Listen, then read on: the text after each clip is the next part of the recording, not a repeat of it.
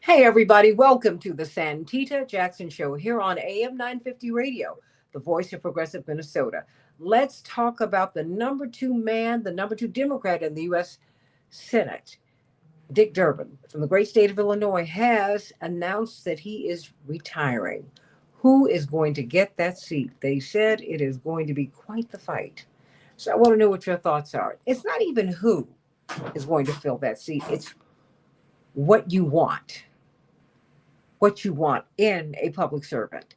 We're living in the era of the disruptors. Two of the most popular, compelling politicians, elected officials in America today are Bernie Sanders and Donald Trump still.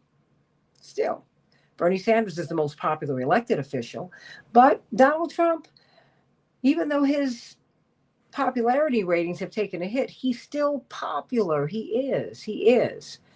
And whether you like him or not, you have to deal with the fact that he is a disruptor. Bernie is a disruptor. And that is what people want. I think the same old politics that we have had in the past, I don't think they're going to work. I don't think they're going to work. So, as we speculate, because this is a big deal, because in the U.S. House of Representatives, if there's a vacancy, you have to have an election. But this is what happens in the U.S. Senate. You are appointed by the governor. Now, our governor in the great state of Illinois is ambitious to be president. So the speculation has been maybe he will get Rahm Emanuel, who is being rehabilitated. I don't know how that's going to work. I just said David Swanson from World Beyond War.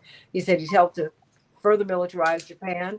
Look at what he did with Laquan McDonald. Look at what he did with the Democratic Party. You can keep on going down with him.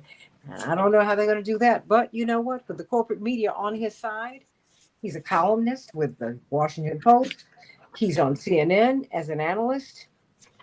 These folks, they can turn Lazarus into a marathoner. They do it all the time. I don't know what to tell. I don't know what to tell you. So let's see, not just who do you think could be put in that seat, but what do you want? It's not who, it's what. What do you want from someone who would get a vote in the U.S. House of Representatives, a vote in the U.S. Senate, which is supposed to be the most exclusive club in the world. So, let's talk about it. I've got a whole lot of people who are joining us today, but I'm going to start with, I've got Dr. Robert Starks, a professor emeritus, Northeastern Illinois University, one of the premier political activists, but political scientists of our time. Reverend Cameron Barnes, of course, always with Rainbow Push, but a brilliant young pastor and activist and public servant. Darrell Jones, Transformative Justice Coalition Chair, Attorney Darrell Jones, brilliant lawyer, former prosecutor, host of his own show along with Barbara Arnwine on WOL in Washington, D.C., but you can listen to it everywhere, every Tuesday at 12 noon Eastern Standard Time. I'm going to start with you, though, Ronnie Patrice, veteran Democratic strategist, veteran activist. This is your wheelhouse, my sister. Are you surprised that he announced that he is stepping back? And because there's been the speculation for quite some time. And what is the horse trading that is going on to put someone in that seat? But it's an interesting time, Rania, because politics as usual, I don't know if that really works for people anymore. No, I mean, right now, I don't know. You tell me, Rania. Yeah, I think you've hit a lot of nails on the head.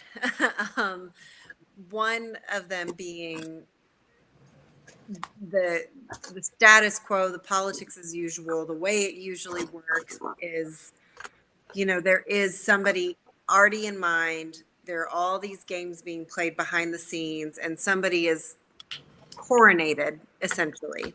Mm-hmm.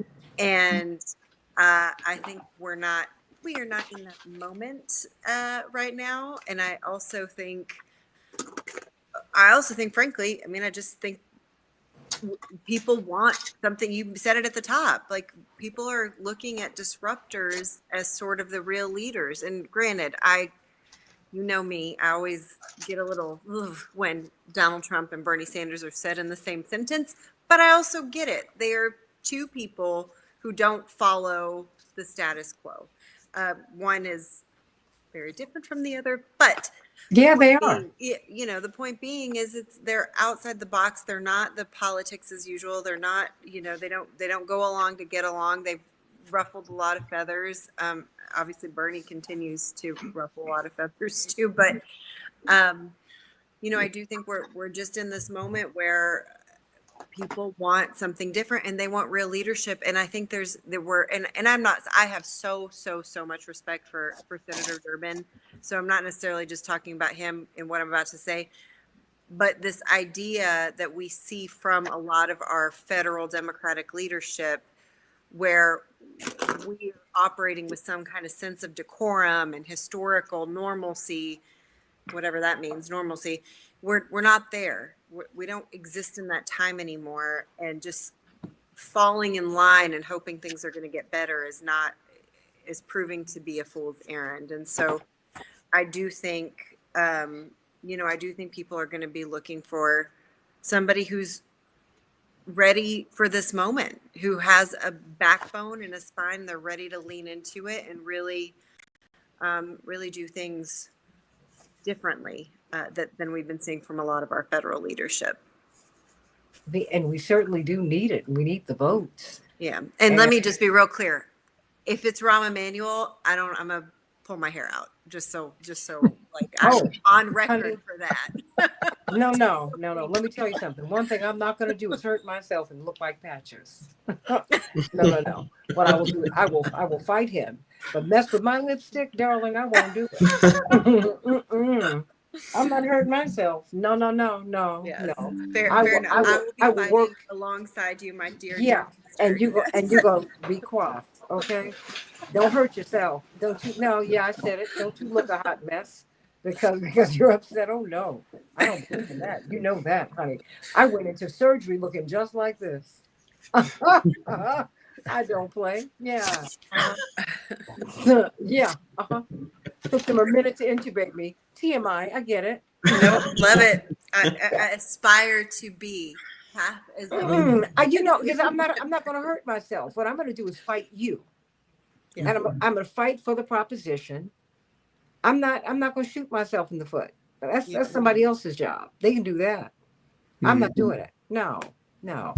So I won't have it. I will not have it. So, Dr. Starks, what say you? I mean, because it's just there, because there had been speculation that he was going to resign, but I'd also heard that about Tammy Duckworth, Senator Duckworth, our other senator. Exactly. So, and one never knows what goes on behind the scenes. As I heard someone on C-SPAN this morning talk about he was talking about the Supreme Court, whether it's a voluntary resignation or not. I said, that's interesting. There you go. Because you never know. Well, to anyone who saw I'm Gonna Get You, Sucker, it's what the window or the stairs. Which way you want to leave? Yeah, that's a great cultural moment. It was great. Come on, it was great. But I mean, Dr. Starks, I know you didn't see that movie. That's too lowbrow for you, but that's all right. I know that's all right. Well, I don't know who who the party has in mind. I think Renee might have a better sense of that than we do. But I have to agree with you 100% that Rahm Emanuel is right in there right now shooting for that. Because, well, number one, he's one of the biggest money raisers in the Democratic Party. And he is ambitious, and he says that he wants to get back into politics and elected politics. My choice, however, would be in Jonathan Jackson. Okay. He just got to the. I know that, but he is the only one that has DEI in focus and would in fact attack on DEI. So I think he would be an excellent choice, but I don't think they would choose him. Oh no, they wouldn't choose him. No.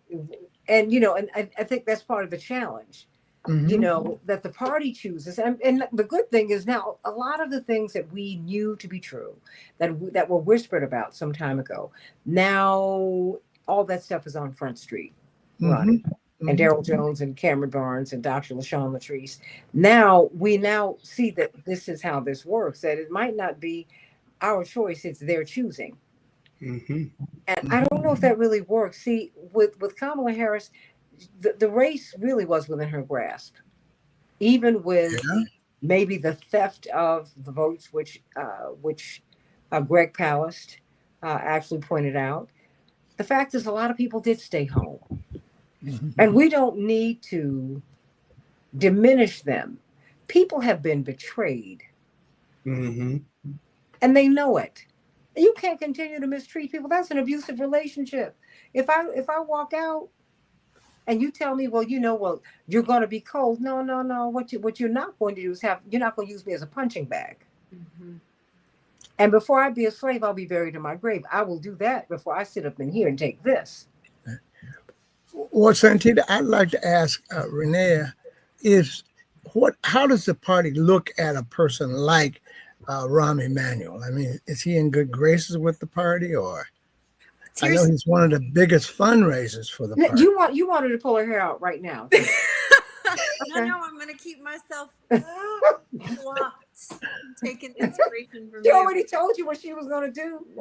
No, but I think that is unfortunately, this has become such a key metric in our party. Are they independently wealthy, or do they have access to a lot of money? Right, exactly. And then horrible calculations are made from there, in my opinion. You're right. And frankly, and I still have all kinds of feelings. Y'all know, Santita knows about Chuck Schumer, because I'm disgusted with what he's been doing. But also because of Chuck Schumer. Just stay right there. Yeah, and he sticks his finger on the scale in these races, and he frankly picks losers more often than he doesn't. And then he got, and then the other senators have to wear this too, because they elected him to be minority leader. So there's something there as well. But I guess the point is, I think the calculus that gets calculated is not about who's best to serve a state or a district. We're talking about the House. Who is going to have the winning message? Who's going to meet people where they are? What are we learning from previous cycles and bringing into the next one? We just I'm a lifelong Democrat, so I don't subscribe to this, but I will say we just keep doing the same things over and over and over again. And that I haven't seen anything from sort of the powers that be that suggests that they're going to do anything different. However, I do think even the most establishment of voters, not way insiders, but voters are so sick of all of this that I think they're also waking up to the fact that people are being chosen for all the wrong reasons, and we lose, and then we get in these situations. So I feel like it's not just going to be us on the outside making noise about it. I think even more, like I said, more establishment voters are going to be stepping into this space and saying, not again. And maybe I'm being overly optimistic, which is not my usual posture these days, but just from what I'm seeing in some of these spaces and what I'm hearing, it feels very much like that. People are fed up. Even the diehard blue no matter who folks too. I think it's a very different day, Dr. Starks. Yeah. When Dr. agree. Starks comes here, he just pull out the chalkboard because you're conducting class. Go on. Okay. What else? No, but you know what? I mean, all jokes aside, you have seen so much of this. And I think that when we have an opportunity to ask our elders, particularly those of you, because you've been in academia and in activism. And both, I mean, so you've been in the suites, you've been behind the ivy covered walls, and you have been in the streets. So you bring a whole lot to the classroom, you bring a whole lot to the movement. I mean, you bring a whole lot. And what people don't know is that in the civil rights movement that I grew up in, they conducted classes. You sat and learned. I mean, my father, Reverend Bethel, Dr. King, they had classes. They were teaching you about different political philosophies and how to demonstrate how to organize, but they were teaching you the philosophy behind what it is that they were doing. And so I don't take your presence here for granted. I mean, what do you see happening, Dr. Starks, before you ask another question? I think there will be a fight. I mean, a real fight inside the party and in Springfield with the governor, because the governor has ambitions himself. So it's going to be a fight. And I think, again, I hate to say it, but I agree with Rainier that Mr. Rahm Emanuel is going to be in the mix. And I hate that, but because he's horrible. But he's going to be in the mix because he raises money. And the Democratic Party is always saying we don't have enough money compared to the Republican Party, and big people like to give the billions of dollars to the Republican Party. I think also that the woman who is the lieutenant governor to Governor Pritzker has said that she would like to be appointed, but I don't think they'll give it to her. I think the party would revolt against that. Why? Because she doesn't have the exposure, I guess it's called, and the statewide recognition. And the same thing, I think, would happen with the Indian congressman. Roger Krishnamurti, but Roger Krishnamurti, right, Krishnamurti. exactly. But you know what? But he has raised $19 million. Yes, but that's nothing compared to what Rahm Emanuel could raise. Rahm could raise in 10 minutes. Because remember, Rahm Emanuel raised money for Barack Obama. And in fact, Barack Obama was in the hole until he met with Rahm Emanuel. Well, no, let's back this up.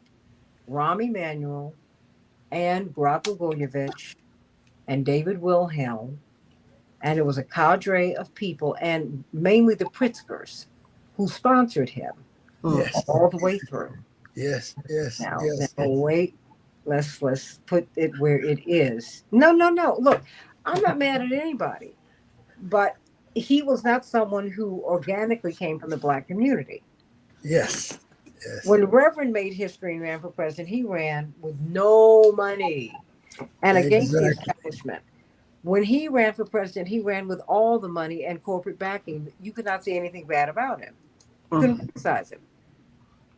So, I mean, that's just the reality.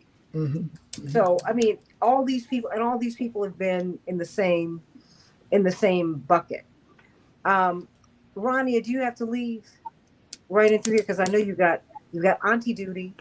So what do you want to say? Well, no, I love it. I'm not mad. I mean, but tell me. So before you go, what do you want us to know?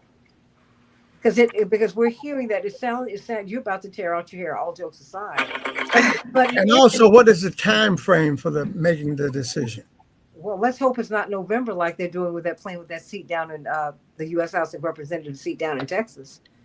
These people are they're without representation for the better part of a year. You know, Sheila Jackson Lee died in July, and then Sylvester Turner, her daughter, took over for a minute. Then Sylvester Turner got it. He died literally right after the State of the Union address. Governor Abbott is not going to have an election until November. That's exactly. So Rania, I mean, what should we be looking out for?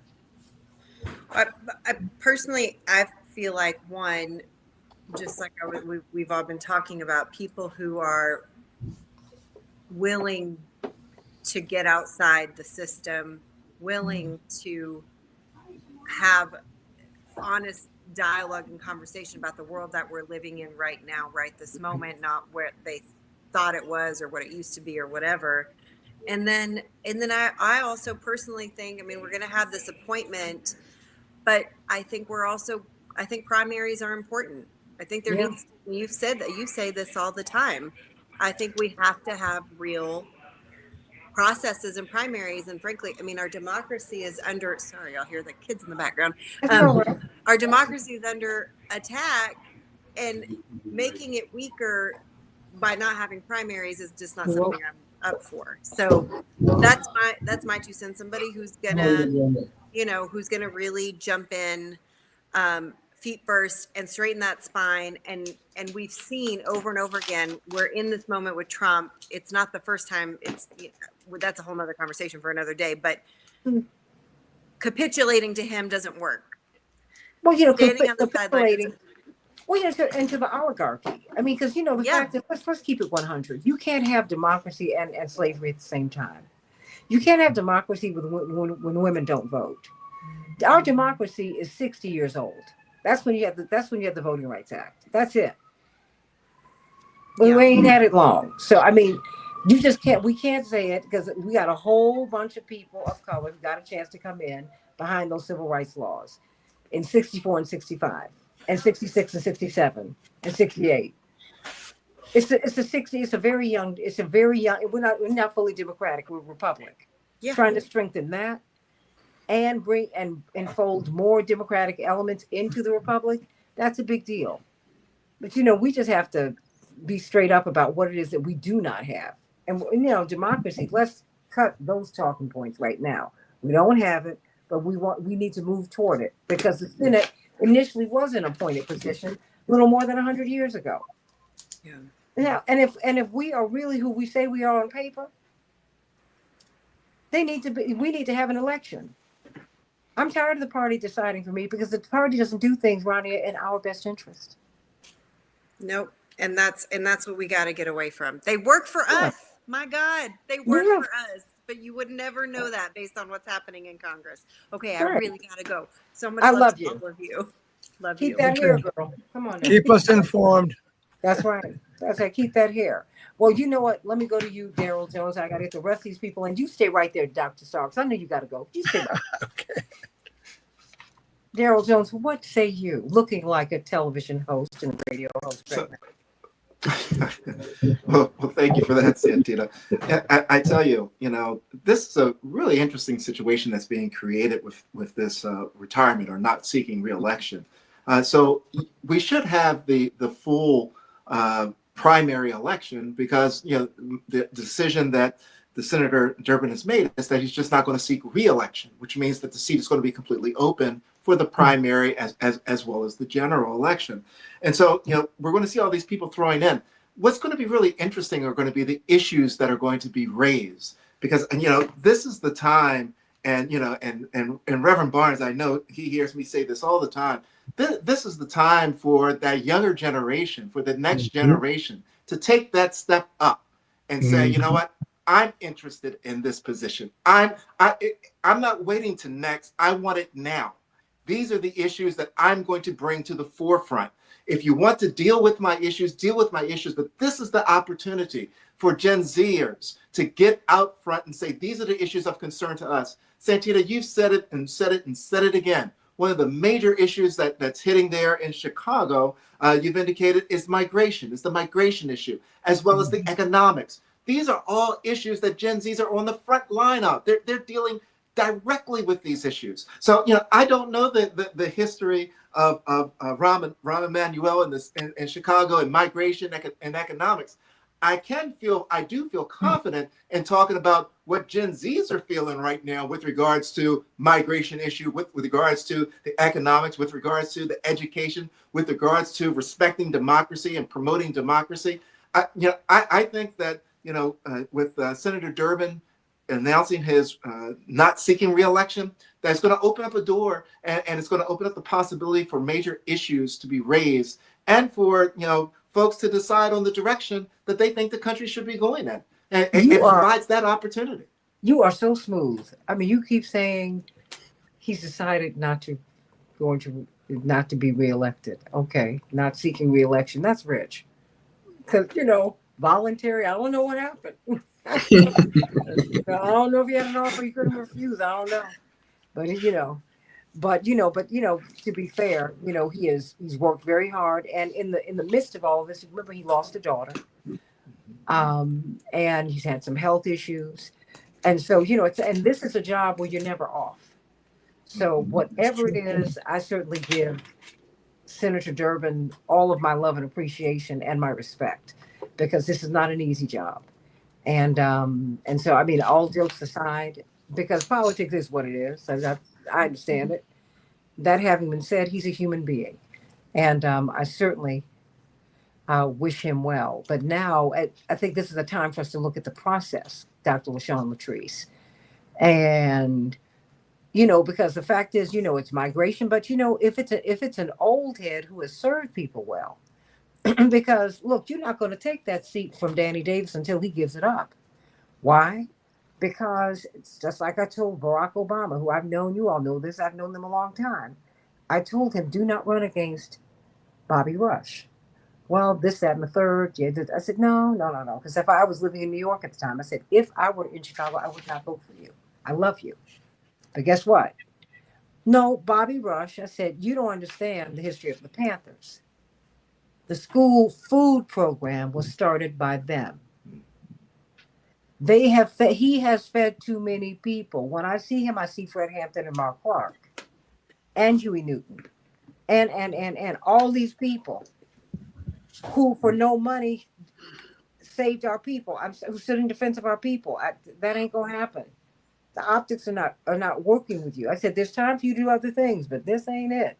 And Bobby Rush won going away by more than 70% of the vote.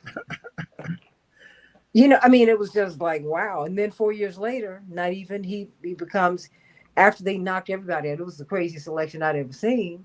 They opened up people's divorce records that had been sealed and smeared everybody's reputation. And then he was able to come in. Come on, LaShawn. You know what's up. I'm just being honest. What? It's true. Politics is a dirty business. It's a dirty game. So I mean, but that's power. Power's a dirty game. I'm coming up to you, Reverend Barnes, but I want you to take all this in so you can. I know you have something profound to say, as young preachers do. But Dr. LaShawn Latrice, no, I mean, because it's just because I even said it's not even. I had to kind of revise it. I said it's not even Dr. Starks about who will fill the seat, but what people want, because there is a vast chasm between who the party chooses and who the people choose. That's right. Who they choose and who we send. Very different. Dr. Latrice, what are you hearing? I'm hearing that they're going to bring the walls down if they bring Rahm Emanuel out. See, I can speak from Chicago because it's a lot of blood, sweat, and tears in this whole fight. So that thing with Laquan McDonald was it was horrific. And it showed the character behind who was then the mayor, Rahm Emanuel. It was so many layers to that entire fight. But when we got to the root of it and we saw how people were coerced behind the scenes, and we're going to hold this information off before the election, to try to not sway the people a certain direction. I mean, that integrity is gone down the drain. I mean, we were fighting literally to expose a situation where someone's life had been taken, not only taken, but the family did not have a say in what information would come out. And so that because we fought and it brought so many different people together for someone that we didn't know. And over time, we grew to know the family and we grew to know these things behind the scenes. But just to see that there was no remorse, there was no sort of self-appointed accountability. It was awful. I mean, and that was a very, very horrific time. Even though it brought people together, it was a bad thing to bring people together. Well, but wait a minute, Dr. Latrice, let me just add to your point, and I want you to continue. It was in the wintertime, and Reverend Barnes, you'll be able to relate to this because you were one of the leaders in this. It was the winter time, as you recall, in Chicago, a Chicago winter. And we were out in the streets because remember, thank you, Jamie Calvin and the Invisible Institute. Oh, They yes. fought and they sued Oh, yes. to get the tapes released because they would not release the tapes. Rahm Emanuel was going to run for re-election. Remember, he launched his bid for mayor from the White House. And those of us who were in Chicago who knew him said we don't want him. Mm. But because we trusted and loved President Obama, and he sent him to us, we said, "Oh, I didn't say I'd take it," but Black folks were inclined to give him the benefit of the doubt. And boy, oh boy, as soon as he got in, there was much regret. But we said, "Okay, we'll work with him." But his unpopularity grew and grew and grew. Did it not, Dr. Latrice? And then when you heard, everybody knew something was not right with Laquan McDonald. No one believed the story. Then the legend grew because out in these streets talk. And so what ended up happening? Jamie Calvin, activist on one side, Jamie Calvin on another side, brilliant journalist who also just took this to the courts and said, "You will show us these tapes." And I remember talking to Dwight McKee, Robert Stark, Dr. D, Daryl, who's been on this show so many times, really a legend in the civil rights movement. He said, when these tapes are released, he will have to leave office. I said, really? Is it that bad? He said, oh, Santita. Absolutely, it's that bad. And that's what happened. Dr. Latrice. Yes, it is. And so that's still in these streets. It's still out in the streets. Still. What do you think will happen if he is appointed? What do you think would happen? What we tried to do, we've been talking about this for a while, but this conversation has kind of circled away, came back. And what we've been talking about is galvanizing groups of people who are not afraid to come out and say that they are against this. Now, what I'm hearing from some of the people that are from the original fight for Laquan McDonald is what Rahm Emanuel's people have been doing is they've been canvassing a lot of the communities, and they're trying to offer jobs to people if they would support what he's trying to do. And by throwing money into the hands of people who are probably suffering economically, that is what's being done behind the scenes. And it's a major disservice because you can't cover that type of thing up and then come back and act as if everything is okay. And so I know everyone needs money. I understand what time we're in, but I just ask people to just keep their eyes and ears open for what's really happening right before us. Because like you said, you just talked about how the blessing came from President Obama to send him here. But, there was a rocky road. He was sent here, but he was a disrespectful something when he was sent here. And the people better tell the truth about that, what really happened, why he got sent here. And then when he came here, that arrogance never left. It grew. And yes, he's always had the ability to bring money to the table. But money and integrity, okay, let's talk about that. Because getting people to say that they do not want to talk or discuss the findings in a report that they knew about. That's why I always say we have to remember the Black Caucus had something to do with this as well. The Democratic Black Caucus here with the city of Chicago. And when they were all notified of this, many of them just chose to turn a blind eye because they had to side with what the mayor wanted them to do. And all of that lacks integrity. All of that is a problem. And that's why we're dealing with a lot of the problems that we're dealing with right now, because people won't look people square in the eye and call it for what it is. Well, now they're keeping it one at Dr. Starks before we go to Cameron Barnes. I want to suggest one very important thing, taking off from what Daryl says. I wish if Jonathan Jackson does not run, I wish he would take his DEI caucus on the road and push for the ideas that Jones laid out, because he's in that generation, and that generation can be a very important part of pushing for a very forceful person in that race. So I'll call him and ask him to come on board and push for it, because Daryl is absolutely right. Unfortunately, he will listen to you. You know that. unfortunately, there are, some of those young generation people voted for Trump. Now I guess they're really, No, they're really disgusted. ashamed of the fact that they did voted it. for Trump. They didn't vote for Trump. They voted against the Democrats, and they also voted. They were disgusted. These people are disgusted with the system, and they're throwing anything up against the wall that they think will stick. Okay. Anytime, all you have to do is read this new book that's out, Fight, that lets you know the fight that Kamala Harris had on her hands. Now, if she could not fight these people so that she could just say, aside from I'm speaking, well, God said, this is a tragedy. She couldn't even say that. Mm-hmm. They didn't give her any space. Anytime the president calls you and says, no daylight, kid. Oh, yeah, he came out the fog long enough to tell her that. And don't let us not, oh, yeah, I said it. And guess what? That's the president of the United States, one of the most powerful people on earth. I said one of, and I'm very, very clear on that. He is one of the most powerful people on earth who was her boss. So you don't know what that felt like. When someone says to you, hey, you better stay on point with me. You don't know what that's about. So, hey, so she didn't have the wherewithal she couldn't save herself, Dr. Starks. Mm-hmm. Dr. Zogby said, one has to wonder if she is the captain of a ship or a captive of it.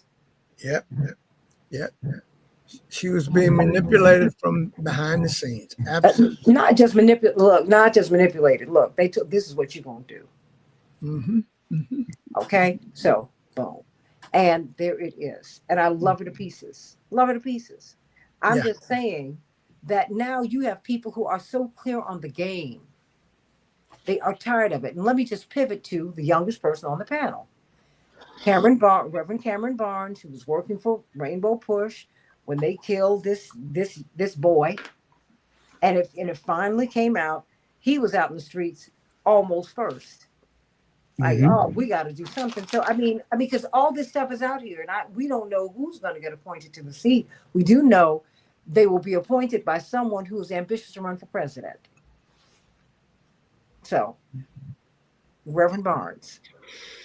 I'm just been sitting here eating this all up, just trying to see which direction we're going into. I would join in this caucus in saying I do not want to see Rahm Emanuel step into that seat. Not only do I remember, of course, 16 shots and a cover-up, which is what we were out there saying while we were in the streets, 16 shots and a cover-up, and many others, Jamal Green and all of the above that were out there, amongst the coalition. I also remember, of course, the closure of many, many different Chicago schools that happened because of Rahm Emanuel. And I remember one of those schools was my high school, which, by the way, when I graduated that high school in 2016 as the last valedictorian, and we led an effort to try to keep that school from closing because you have more than 5 communities back to each other along 130th Street, which was at that time the 9th Ward, now the 10th Ward in Chicago, where you have many thousands of students that are there, no public high school. We led that effort to leave that school open. It was closed, and now here we are coming up to 1 year, 10 years later, and that school is still sitting in my neighborhood about 2 blocks away from here. I could walk there, still closed, still not serving the community. And so this lasting effect from the last time he was even in office as the mayor has culminated all the way to this event when we're now talking about a looming, run for Senate. I don't really want to give him too much, just what is it, airtime, just to say, for lack of a better term, because we don't know who it will be. Lauren Underwood has been said that she could run at 38 years old. And Robin Kelly. And Robin Kelly, my congresswoman, my in the congresswoman, congressional district, at 58 years, 68 rather years old, and you've got so many other different people. Raja Krishnamurthy was mentioned, of course. There's so many.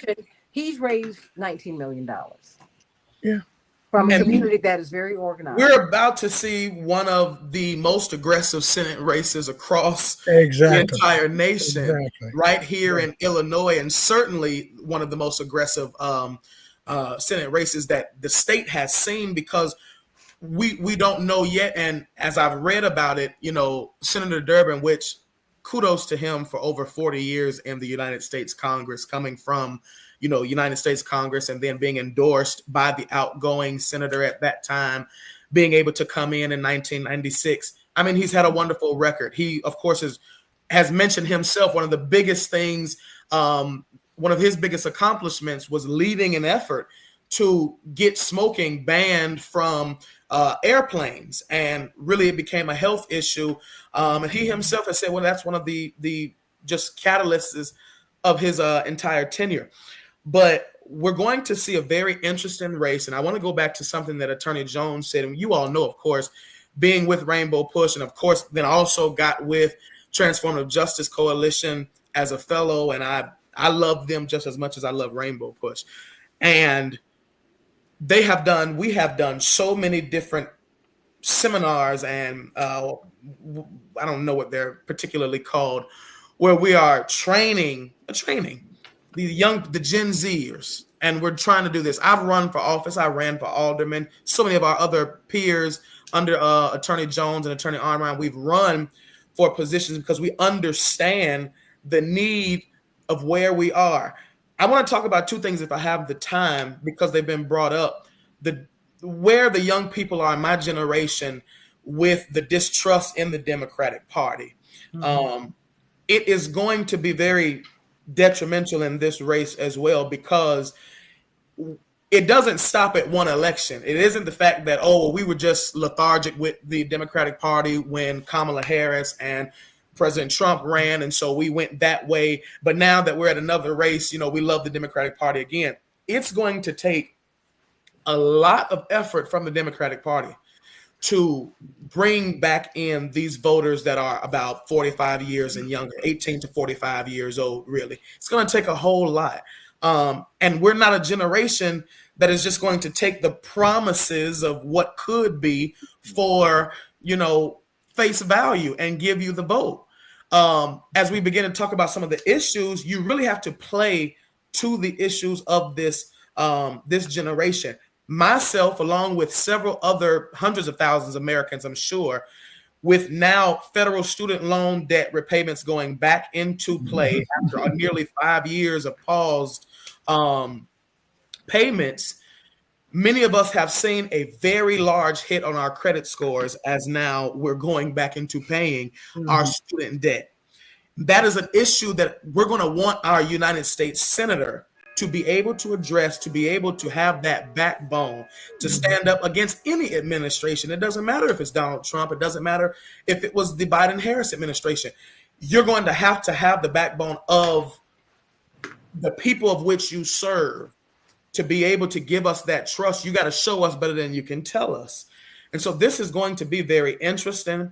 I am eager to see what this is going to look like. I'm eager to see a primary, to see who is going to be able. I don't want for Rahm Emanuel or anybody to be able to grab this seat simply because. But wait a minute. But hold on, Reverend Barnes. Hold on. Hey, stop it. There will be no primary. That is not how this seat is a selected seat. So take that. Stop. I'm feeling you all the way. I'm just trying to tell you. That's how. I mean, this is when you see the Republic and the democracy, right? In a republic, you have appointments. In a democracy, you have votes. Yeah. Okay. So this is, and that is the Republican aspect of Congress. The Democratic Party is the people's house. U.S. House of Representatives, if there's a vacancy for any reason, you got to have an election. That's why what Governor Abbott is doing down in Texas is criminal, because he's going to let those people be without a seat for 9 months. Okay? While they're having votes in the House, in Congress and all of that. Boom. You have a seat election, and you got a lot of moving parts, and you know this, and I want you to speak to this, because you have got Governor Pritzker, who is positioning himself to run for president, and he has every right to do that. But I think that part of his calculation ought to be you. And I think you ought to say, since you all had your say during the 2024 election, you need to say, I have a red line. See, let me tell you something. And indigenous people don't take these payouts from the government. They don't keep your money. I want my land. We keep taking payouts after they kill our kids, our mother, our father, our brother, our sister, and yada, yada, yada. I mean, I hear you. I got it. But we can be paid off. You can't replace my daddy, my mama, my brothers, my sister, my nieces, my nephews, my loved ones. You can't. You can't cut me a check. That ain't gonna work. You got to have a red line. That's part of what I'm legating to you, son, because you're young enough to be my child. Mm-hmm. You got to have a red line with this guy, with Pritzker, and say, hey, you better appoint someone. You better act like you're the election. How about that part? And you better get me someone who I like. Otherwise, I'm not going to vote for you. There's nothing you can do. I got to run, Santita. Love you, Dr. Love Stark. you. Thank you. This has been a great discussion. Thank you, Dr. LaShawn. Bye. Okay, well, Ellie, he is positioning himself to run for president. Just so that you know, I'm not mad at him. But that is what he's positioning himself to do. And so there it is. And so you've got to have a red line.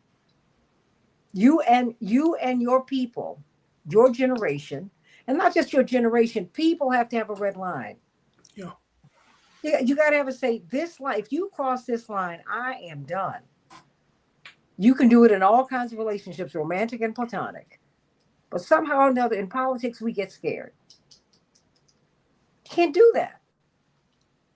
And you have to decide, wait a minute, who's going to fight for me? That's why Bernie keeps winning. That's why this whole notion of Biden, it was his ageism, that was the biggest lie. Everybody knew because he looked like he was not well. You could tell he wasn't well. Bernie Sanders had a heart attack the last time he ran for president. We don't even think about that. We want him to run again. We're like, wait a minute, Bernie, you all right? When you came out the hospital, you doing okay? Oh, okay. Keep running, Bernie. Am I lying? Come on, LaShawn, come back into the camera. You know it's true. Open up that mic. You know you're laughing. It's true. It's true. Nobody cared, but they're like, wait a minute. Are you wearing a pacemaker? Whatever it is, keep it going. Come on, Bernie, run. Oh, that sounds so cold. No.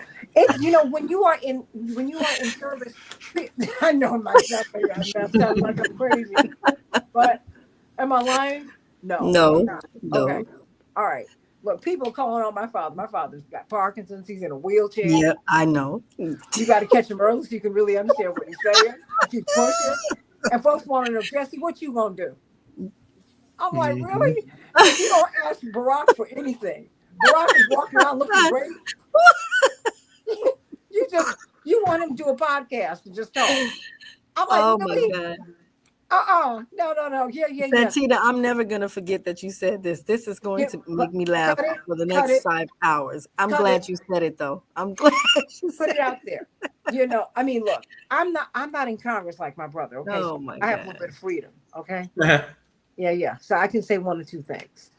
He can't be on TV and I'm going to say but so much. But I'm just saying. So look, we've run our mouths so much. We only have like 3-4 minutes left. Oh, Lord have mercy. Reverend Barnes, you're going to have the closing thoughts. But Attorney Darrell Jones every Tuesday, he just stop giggling, Darrell. Attorney Darrell Jones every Tuesday on WOLDC. I know you think I'm crazy. I'm not crazy. No, you just telling facts. It's just real. I'm just reminding you. Y'all didn't care that the man was in the hospital with a heart attack. Y'all said, okay, women, you okay? Are you okay? Come on back. Yeah, we did. Yeah, all right. So we will try to keep somebody alive until it's just, I'm just saying. We were going to run with the pacemaker too. We said, hey, because Bernie, all jokes aside, we need his fight. Yes, absolutely. That he's running right now. We need his fight. So I mean, all laughs and jokes and fits and giggles Mhm. aside, we need the fight, and we need the fighter. So, and the fact is, he was willing to run, and guess what? Because he was willing to run, we were willing to carry him. That's He right. became our champion. And sometimes your champion, when you know that they're playing hurt, you lift them on your shoulders and you run them yourself. That's what we did. It gives me chills to think about it because I see people doing that. I've seen my father in the hospital this past week. He's doing well, everybody, just getting a checkup. And to see these working class white people come and say, hey, thank you for fighting for me.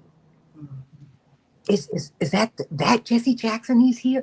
Oh, let him know we love him. We're praying for him. Thank you. Tell him to keep fighting. That's what we want because that's what we need. So in these last 3 minutes or so, Dr. LaShawn Latrice, while you're giggling at me, you know what I'm talking about. You know what I said was I true. really do. Yeah. I really do. 1 minute I belongs to you, girl. just want to say that there are so many issues that can be raised as to why we don't want certain people to represent this office.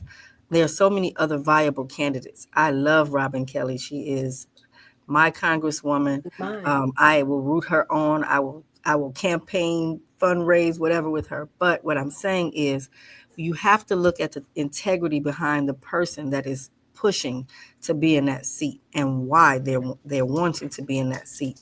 Right now, we have to keep people away from these offices that don't represent the people. And when you've already proven that you don't represent the people, I hope people keep a very good memory and a good idea of what has happened in the past that has cost a lot of us a lot of blood, sweat, tears, and arresting and all that type of stuff that went on.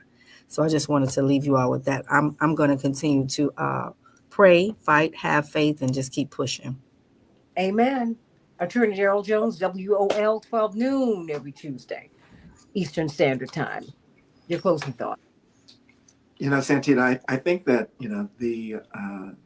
this position that's opening up presents just an opportune time for Illinois to state what they want to have happen, what they want the country to look like, what they want their representative to do. And, you always hear me pushing Gen Z, and I'll continue to push Gen Z. It doesn't have to be a member of Gen Z, but somebody who embodies the issues and the concerns of that generation to pull them out to say, yes, this is where we should be headed, and I stand with you. And they will hold you accountable to those positions. So it presents a great opportunity, I think, not only for Illinois, but also for the entire country with regards to where we are headed. And if there is an early position that's there and Governor Pritzker gets the opportunity to appoint someone, one of the things he's going to have to take into consideration is not simply how much money that person can bring him, because if he wants to be president, he's going to be stuck with that person's positions that they've taken. So that's something he's going to have to take into consideration as well. Reverend Barnes, final word belongs to you. Oh, unmute. I want to echo the sentiments of Attorney Jones, Dr. Latrice, and I want to piggyback on that by just speaking directly to my generation of voters and let them know, please don't continue with this voter apathetic piece of this. Nothing has ever happened overnight. I am not happy where we are politically, but there's not an election that I've ever been eligible for that I've missed. As they've mentioned, the candidate that will align so much with your values, I don't care if you feel as if your vote doesn't count. I'm telling you that it does. And so we have to be able to hold these positions accountable. One day our political system will look a little bit differently, but it's not going to look differently if we don't do anything about it now. We've got to plant seeds today for trees that are going to give our children and grandchildren shade. And then we can sit back very comfortably and say, I helped to plant that tree. So I just want to be able to speak to that piece, my generation.